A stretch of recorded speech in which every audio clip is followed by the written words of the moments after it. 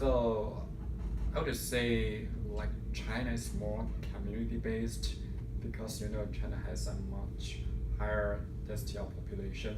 Like when we get out, we could meet people everywhere. But here, I feel people pay more attention to the privacy.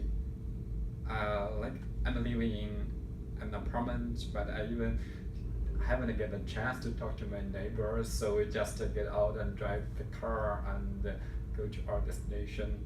But in China, whenever you get out, you can meet some people, and we have the small groceries nearby, so you can just walk there and you may meet your neighbors and have some chatting.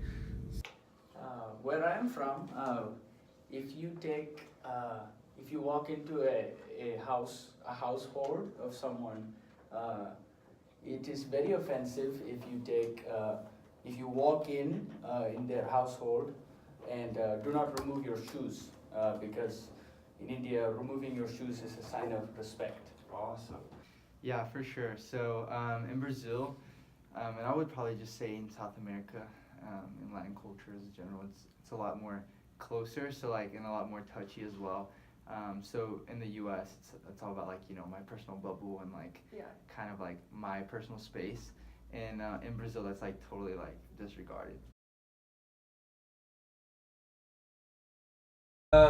Still, I would say Chinese people are like more and more open to the Western culture. So especially in the big cities, I kind of feel the big difference.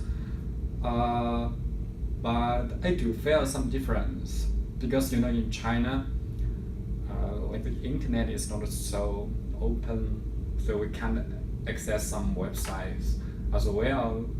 The majority of the media is controlled by the government.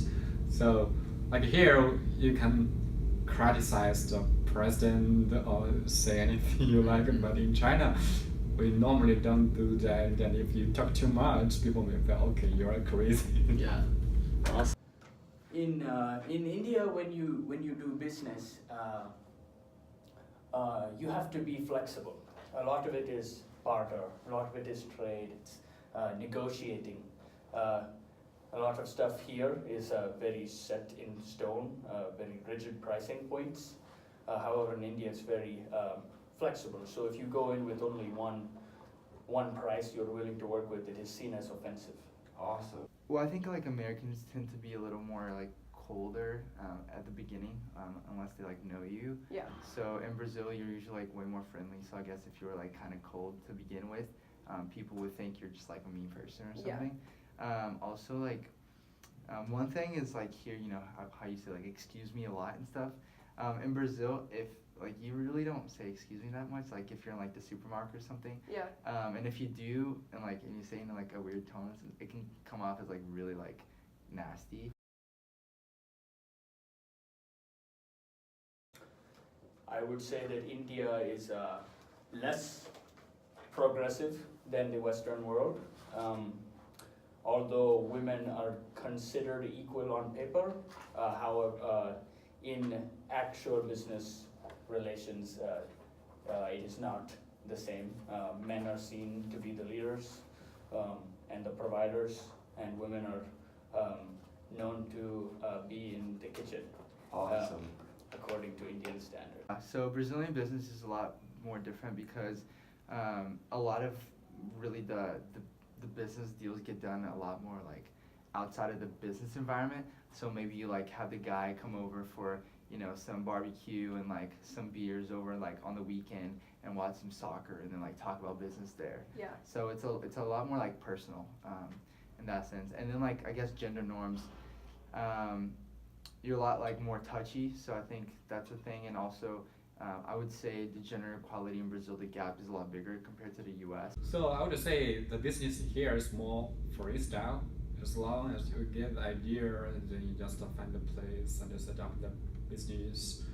But in China, especially for the big business, you really have to know how to get a good connection with the local government or like some like famous people there, because they could provide a lot of resources, especially like if you can't deal with the government well, it's very easy for them to generate some trouble for you.